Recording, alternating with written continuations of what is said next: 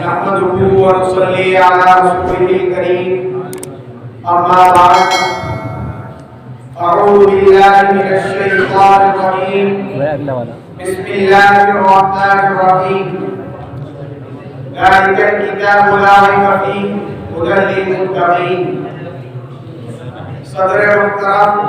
Stage پر علماء افروز اساتذہ اکرام اور حاضرین انجمن آج کی اس محفل میں میرا موضوع اور مقدس کتاب قرآن پاک ہے۔ قرآن اللہ رب العزت کی وہ کتاب ہے جو لائق ہے اور بے حد کتاب ہے۔ بے شک کتابیں تو اور بھی ہیں،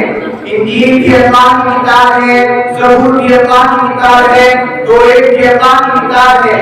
لیکن انجیل کتاب کی شکل میں آئی، زبور کتاب کی شکل میں آئی، توریت کتاب کی شکل میں آئی، لیکن قرآن کتاب کی شکل میں نہیں آیا۔ قرآن بکھر کر آیا اور وہ کتاب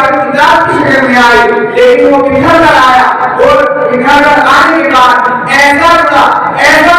اب قیامت تو آ سکتی ہے لیکن کوئی سے توڑ نہیں سکتا۔ قرآن کا کہا ہے ان هذا القرآن قرآن کہتا ہے جو میرے سینے میں آئے، جو میرے سمینے میں آئے، جو میرے قرینے میں آئے، میں اسے دنیا کے گھٹا ٹوپ پتھروں سے اٹھا کر ہمیں سنیا کی بلندیوں تک پہنچا دیتا ہوں۔ قرآن میرے آقا کا وہ معجزہ ہے جو کل بھی معجزہ تھا، آج بھی معجزہ ہے، جو کل بھی اثر رکھتا تھا، آج بھی اثر رکھتا ہے، جو کل بھی تاثیر رکھتا تھا، آج بھی تاثیر رکھتا ہے۔ اس کے کل بھی لاکھوں حافظ تھے، اس کے آج بھی لاکھوں حافظ ہیں، اس کے کل بھی لاکھوں علماء دین تھے، اس کے آج بھی علماء دین ہیں۔ لیکن آج بکھر گئی قوم، بکھر گیا معاشرہ، بکھر گئی امت،